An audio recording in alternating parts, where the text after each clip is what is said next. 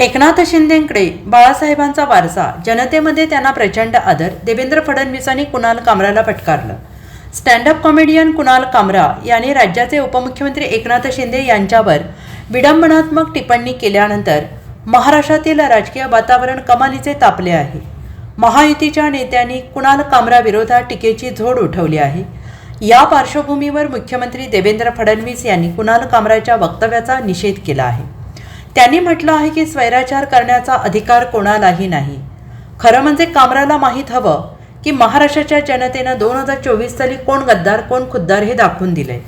बाळासाहेब ठाकरे यांची विरासत कोणाकडे गेली हे जनतेनं ठरवलेलं आहे. त्यामुळे एकनाथ शिंदे यांच्याविषयी अशा प्रकारे खालच्या दर्जाची कॉमेडी करणं योग्य नाही, असं देवेंद्र फडणवीस यांनी म्हटलेलं आहे. ते सोमवारी मुंबईत प्रसारमाध्यमांशी बोलत होते.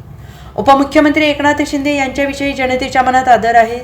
त्यांचा अनादर करण्याचा अधिकार कोणालाही नाही. व्यंग करा पण कोणालाही अपमानित करू नका. कोणीही अपमानित करण्याचं काम केलं तर ते सहन केलं जाणार नाही. त्यामुळे कुणाल कामरा यांनी एकनाथ शिंदे यांची माफी मागावी. कुणाल कामरा संविधानाचं जे पुस्तक दाखवत आहे ते त्यांनी वाचलेलं नाही. संविधानात लिहिलं आहे की स्वातंत्र्याचा स्वैराचार करता येणार नाही, दुसऱ्याच्या स्वातंत्र्यावर घाला घालता येणार नाही. आणि यामुळे कुणाल कामराने एकनाथ शिंदे यांची माफी मागायला हवी, असं देवेंद्र फडणवीस यांनी म्हटलेलं आहे. असं आहे की स्टँडअप कॉमेडी करण्याचा कोणालाही अधिकार आहे, पण स्वातंत्र्याचा स्वैराचार करण्याचा अधिकार कोणालाही नाही आहे.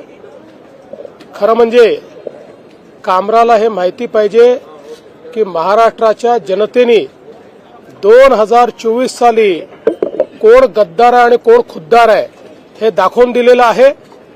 कोणाकडे स्वर्गीय हिंदू हृदय सम्राट शिवसेना प्रमुख बाळासाहेब ठाकरे यांची विरासत गेली हे जनतेने ठरवलेलं आहे. त्यामुळे अशा प्रकारे खालच्या दर्जाची कॉमेडी करून आणि राज्यातल्या माजी मुख्यमंत्री, आताचे उपमुख्यमंत्री, राज्यातले वरिष्ठ नेते ज्यांच्याबद्दल राज्यातल्या जनतेमध्ये आदर आहे त्यांच्याबद्दल अशा प्रकारचा अनादर करण्याचा कोणालाही अधिकार नाही. हे अत्यंत चुकीचं आहे. तुम्ही जरूर कॉमेडी करा, तुम्ही व्यंग करा, पण जर अपमानित करण्याचं काम जर कोणी करेल तर हे सहन केलं जाणार नाही. हे अतिशय चुकीचं आहे.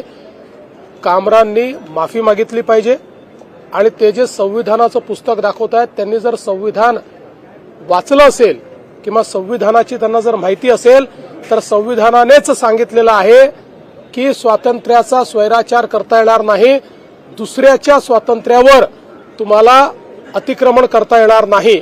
आणि म्हणून आमची मागणी आहे की त्यांनी या ठिकाणी माफी मागितली पाहिजे. Bureau report, SBN Marathi, Mumbai.